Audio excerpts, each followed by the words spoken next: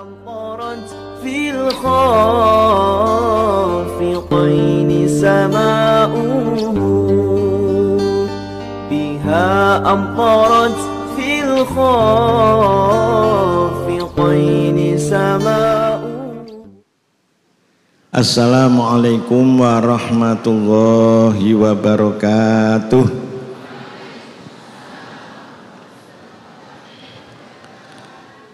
Bapak Ibu, asatidzah dan ustazat, mukri'in mukri'at yang kami hormati, mari kita lanjutkan juz 5 ya.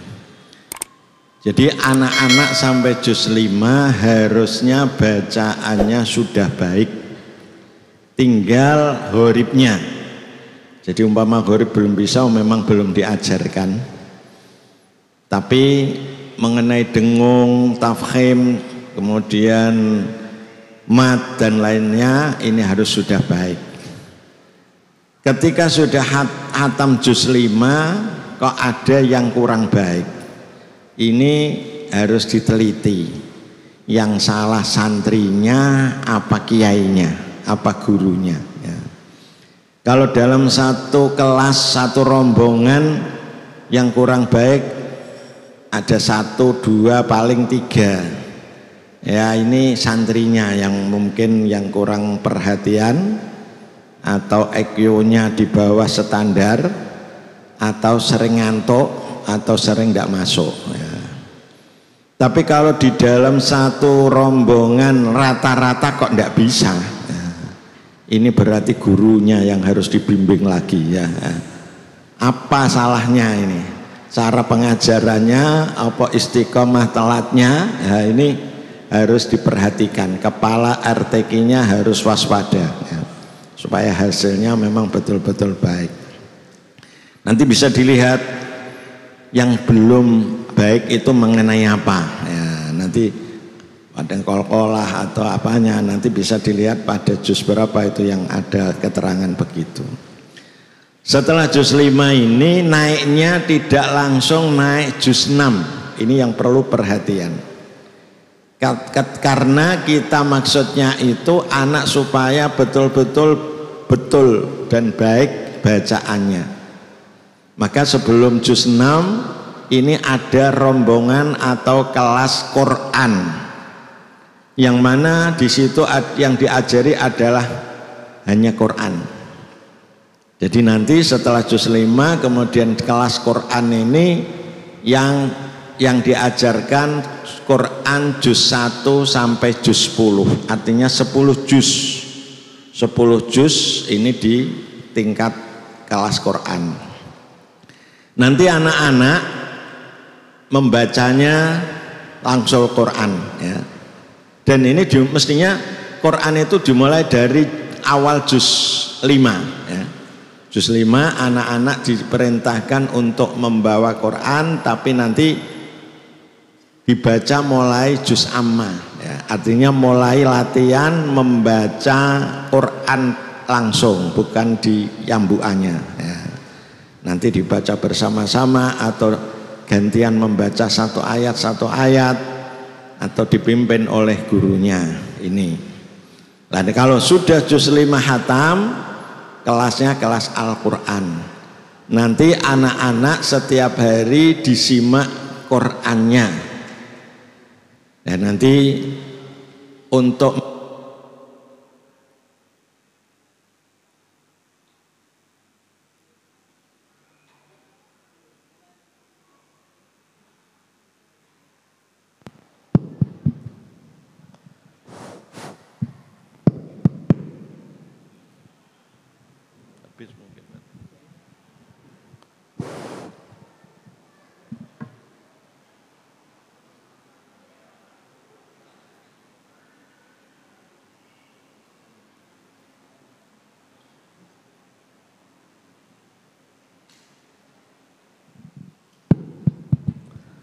jadi pada juz 5 pada Al-Quran ini nanti anak-anak majunya karena makhrajnya dan tajwidnya sudah baik, boleh dua-dua majunya. Kalau gurunya mampu bisa 3, karena yang diingatkan kan sudah hanya beberapa saja, tidak banyak ya. Makhrajnya sudah tepat, tinggal nanti paling kurang dengung atau kurang panjang, ini bisa anak 2 atau 3 ya. Nanti setiap hari bisa membaca 1 halaman atau 2 halaman, ya terserah nanti waktunya ya. Nanti kalau sudah 10 juz sudah selesai, nanti naik juz 6 baru ya. Jadi kelas Quran ini untuk memantapkan bacaan-bacaan yang sudah dipelajari. Di samping itu Qurannya memang diharuskan atau dianjurkan pakai Quran Al-Qudus. Sebab apa? Sebab nanti kalau ketika membaca melewati bacaan horib, yang dilewati bacaan horib, nah nanti ada keterangannya horib. Nah, ketika itu nanti diterangkan oleh gurunya, praktekkan membacanya ya. Jadi mengenai horib itu nanti yang dilewati dipelajari gitu, tidak secara klasikal, tapi masing-masing ketika horib itu ya. Itu caranya apa setelah juz 5. Setelah juz 5 ini nanti setelah Al-Quran baru naik juz 6.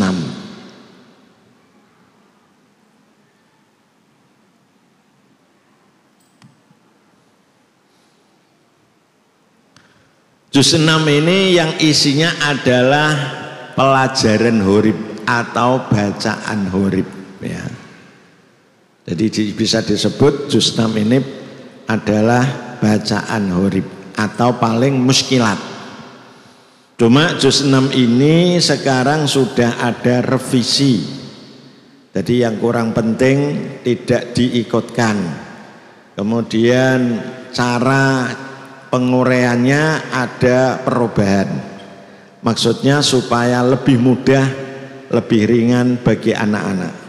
Tapi pokoknya sama ya, pokoknya sama. Sekarang cara mengajarkan juz 6. Kalau juz 1 pemula sampai juz 1 sampai juz 5 itu majunya kan apa? Yang dibaca adalah menurut pelajarannya ya. Jadi nanti ada yang membaca juz 3 apa halaman 3, ada halaman berapa, berbeda-beda. Tapi untuk juz 6 ini bisa juga secara seperti itu. Artinya ya nanti yang sudah dibaca atau yang sudah bisa nanti dinaikkan. Cuma kalau secara begitu berarti harus menghafalkan sendiri. Karena juz 6 ini cara mengajarnya adalah untuk menghafalkan ya. Maka juga bisa dipelajari secara klasikal. Maksudnya klasikal itu bersama-sama. Kalau naik ya naik semua, kalau tidak naik semua ya. Apa yang harus dihafalkan? Ini yang perlu diperhatikan. Untuk antohiro ini karena tidak termasuk muskilat, ini dihilangkan ya. Jadi yang revisi nanti tidak ada antohiro, karena muskilat itu mestinya tulisannya sudah biasa. Antohiro dibaca panjang itu kan sudah biasa. Kalau anak teliti mestinya tidak salah, maka tidak dihapus untuk revisi yang akan datang. Kemudian berarti ini yang termasuk horib. Horib itu artinya yaitu tidak biasa, tidak mengikuti kaidah yang biasa. Coba perhatikan, ini tulisannya litat luwa, ada alifnya ya. Tapi ketika kita baca alifnya tidak terpakai. Kalau diwakafkan menjadi litat lu, kalau wasal litat luwa alaihim, fungsi alif tidak ada. tapi tidak boleh dibuang karena ini menurut Rasul Utsmani harus tertulis. Nah, ini yang kita terangkan. Jadi nanti ini anak-anak disuruh menghafalkan yang ada di kotak dan keterangan yang di atasnya. Jadi ini yang dihafalkan. Alif didahului fathah, di akhir kalimat dibaca pendek. Nah, dibaca pendek nanti diganti dengan dianggap tidak ada. Di Al-Quran hanya ada 7. Nah, nanti ada tambahan ya, menjadi 8 ya. Ya, sekarang yang saya terangkan ini saja daripada nanti sukar ya. Artinya ini yang dihafalkan ya. Alif didahului fathah dan seterusnya ini diulang-ulang ya. Nanti setelah hafal baru dinaikkan. Jadi ada 7, yaitu litatsluwa, liyabluwa, wanabluwa, lanat, litatsluwa, liyarbua, liyabluwa, wanabluwa, lanad'uwa, samuda, qawarira min fiddah. Ini penglihatan saya agak kabur sedih, kadang-kadang tidak kelihatan. Jadi ini diulang-ulang supaya nanti hafal ya. Seperti menghafalkan tadi ya, menghafalkan bacaan tambahan tadi. Nah, setelah anak-anak hafal baru dinaikkan lagi. Kemudian di bawahnya ini ada urean setiap kalimat yang ada di dalam kotak itu. Nah, seperti litat selua ini aslinya jika dibaca waqaf, waunya dibaca sukun. Nah, ini yang A yang revisi hanya langsung bacaannya ya. Jadi begini, jika waqaf litatslu, jika wasol litatslu alaihim, tidak usah ada urean, dibaca pendek, dibaca panjang, tidak usah ya. Ini atau tidak usah diterangkan begitu supaya mudah langsung. Jika waqaf dibaca, jika waqaf litatslu, jika wasol litatslu alaihim ya. Jadi artinya yang dihafalkan waqafnya begini, wasolnya begini, tidak ada ureannya ya. Itu. Kemudian nanti ditambah dengan tandanya ya. Tandanya yaitu di atas alif ada lingkaran kecil. Nah, jadi litatsluwa wa alifnya akan ada lingkaran kecil. Itu menunjukkan bahwa alif tidak terbaca. Nah, kemudian selanjutnya saya kira tidak usah saya terangkan semuanya ya. Pokoknya caranya mengajarkan yang ada di kotak dan keterangan di atasnya itu yang perlu diulang-ulang, dihafalkan. Kemudian ayat-ayat yang ada ini mestinya tidak harus dihafalkan ya. Tapi ada sebagian TPQ yang ayatnya dihafalkan. Ya monggo mawon, tidak apa-apa. Cuma yang penting jangan memberatkan para santrinya. Nah, kalau tidak dihafalkan nanti dibaca bersama-sama atau gantian ya. Nah, itu caranya mengajarkan. Untuk selanjutnya pokok keterangan ini dibaca panjang atau pendek, di situ sudah ada keterangannya.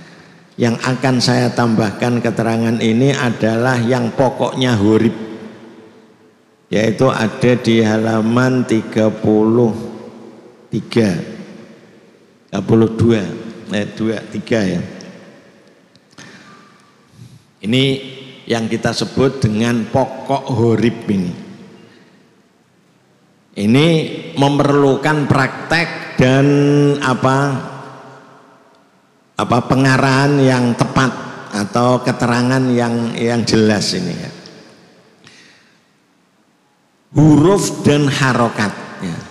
Mestinya kita membaca itu mengikuti tulisannya, tapi sebagian ini ada yang tidak sesuai dengan tulisannya, maka kita sebut gharib ya. Di antaranya nomor 1 adalah yang disebut ismam dan ikhtilas. Kita jadikan satu karena lafalnya jadi satu ya. Apa yang dinamakan ismam? Ismam itu mencampur dhammah pada sukun dengan memoncongkan bibir ya. Dhammah dicampur sukun, tapi sukunnya yang ada di situ sudah diganti dengan tasdid. Jadi sukunnya tidak kelihatan. Lafalnya la ta'manna. La ta'manna ini nanti kita baca ismam ya. Lafal la ta'manna itu asalnya la ta'manuna. Ta'manuna. Nunnya berapa itu? 2 hidup semua. Kemudian diidghamkan. Kalau ada huruf hidup diidghamkan namanya idgham apa itu? Idgham kabir ya. Kabir tapi mutamasilan ya. Nah kalau idgham kabir mestinya kan harus disukun dulu. Nuna menjadi takman na. Nah, setelah disukun kan diidghamkan. Mestinya tulisannya nunnya sukun kemudian fathah. Tapi nunnya yang satu karena sama maka dijadikan satu, berarti sukunnya diganti dengan tasdid. Jadi ini sudah tulisannya juga begitu. Jadi artinya ini mestinya idgham kabir, tapi sayangnya tulisannya sudah menjadi nun satu, jadi tidak kentara atau tidak kelihatan ya. Jadi kalau untuk Imam Hafiz itu umpama ada sebutan idgham kabir mestinya ini ya. Tapi karena ini sudah jadi satu biasanya tidak diterangkan idgham kabir itu ya. Kalau ditajud di idgham kabir itu bukan keterangannya atau bacaannya Imam Hafiz ya. Jadi caranya menyampur ketika dibaca tasdid atau sukun itu kemudian bibirnya mengisyarahkan kepada dhammah, artinya agak dimoncongkan. Jadi prakteknya begini. Nah, ini saya supaya yang belakang agak bisa tahu ya, saya tak berdiri saja ya. Ini perlu melihat ini ya. Kalau tidak melihat ya kurang pas nanti. Jadi caranya membaca la ta'man, setelah man baru moncong. Manna, tidak usah meringis ya. Tidak usah meringis dulu, tidak usah manna, tidak usah. Itu keterlaluan itu namanya ya. Karena tadi sudah diterangkan bahwa tarkik itu biasa. Manna, membaca inna kan tidak usah main bibir ya.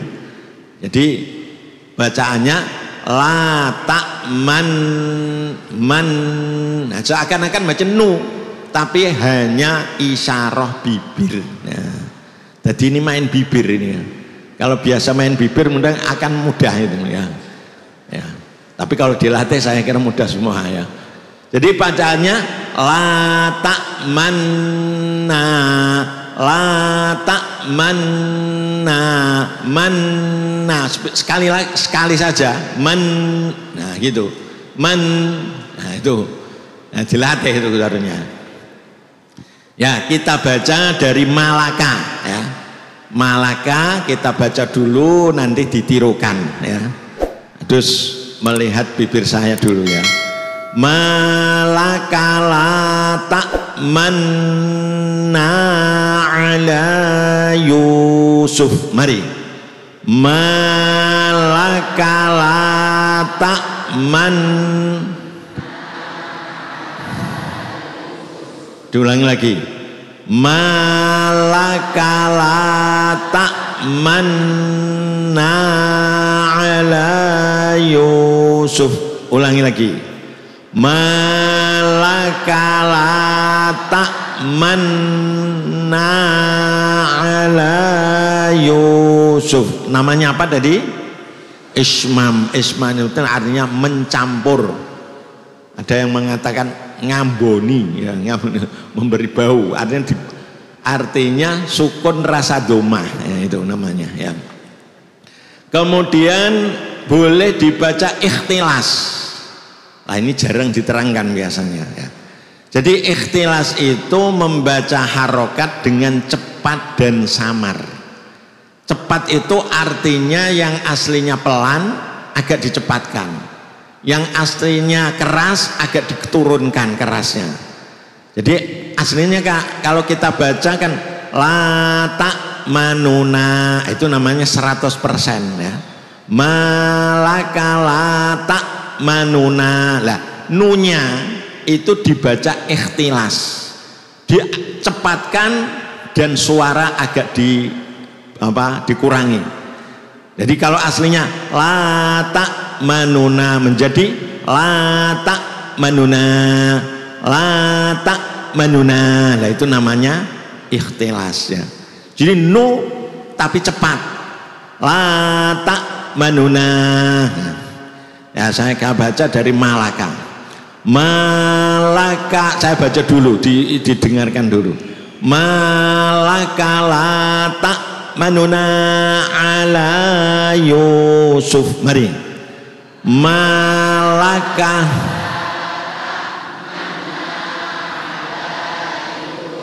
ulangi lagi. Malaka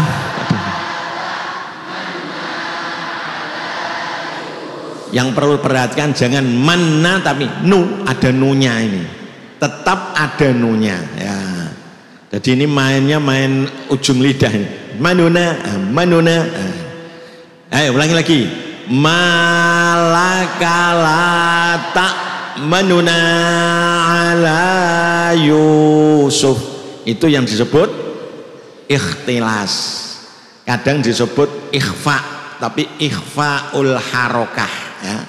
Maka yang dibaca itu 2/3, yang 1/3 hilang ya. Tak manu, nah, tinggal apa suaranya dikurangi 1/3. Tak manuna, tak manuna. Nah, kalau didengarkan hampir seperti mana, tapi manu harus ada nu. Ini yang penting ya. Ya itu yang perlu harus melihat itu ya. Kalau yang lainnya tidak melihat tidak apa-apa ya. Di Quran hanya itu yang ada ismam untuk Imam Hafiz dan ikhtilas. Untuk lainnya Imam Hafiz ada lagi ya. Tapi tidak usah saya terangkan. Kemudian bacaan tashil.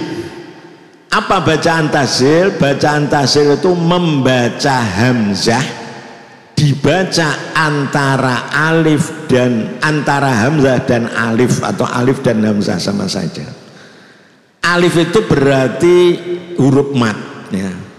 Jadi kalau kita baca hamzah kan hamzah yang kedua ini maksudnya a itu namanya hamzah. Kalau dibaca alif kan a panjangnya itu alif.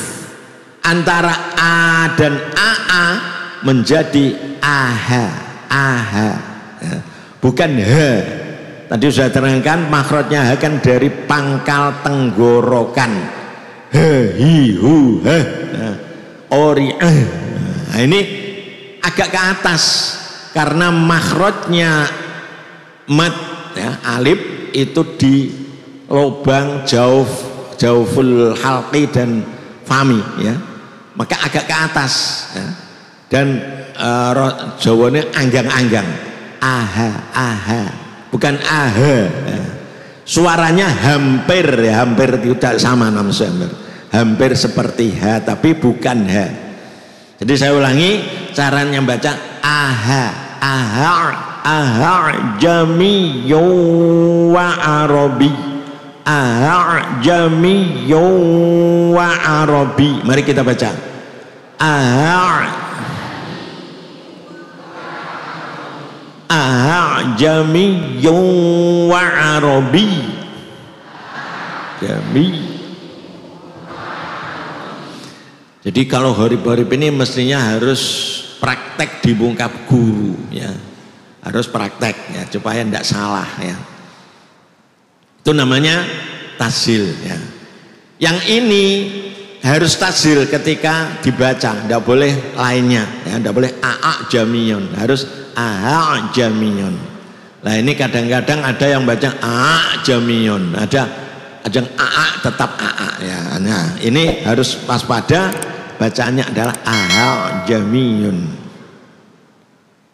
Kemudian yang boleh tashil dan boleh ibdal di Al-Quran ada 3, yaitu Allahu, ya, al-anat. Yang pertama al-anat, ini boleh dibaca ahal-ana. Kalau al-ana itu namanya ibdal, matnya namanya mat farq atau mat lazim, ya. Boleh lazim, boleh farq, ya. Kalau farq itu artinya kalau ada hamzah, ya, hamzah istifham bertemu al dan dibaca panjang, itu namanya mat farq. Tapi kalau mat lazim ada mat bertemu sukun atau tasydid, itu lazim namanya, ya. Tinggal dipandang dari mana, ya. Jadi jangan sampai salah, lazim ya boleh, farq ya boleh, tiga-tiganya sama, ya. Kadang namanya mat farq bukan mat lazim, nah itu namanya yang tidak paham itu, ya. Tidak apa-apa kalau tidak paham, ya. Kemudian lafal Allahu boleh dibaca ahallahu. Az-zakaraini boleh dibaca ahal-zakaraini. Ini namanya lafal yang boleh dibaca ibdal atau tashil, ya. Di Quran 3 lafal, setiap lafal ada 2, berarti 6 tempat yang boleh dibaca ibdal dan tashil.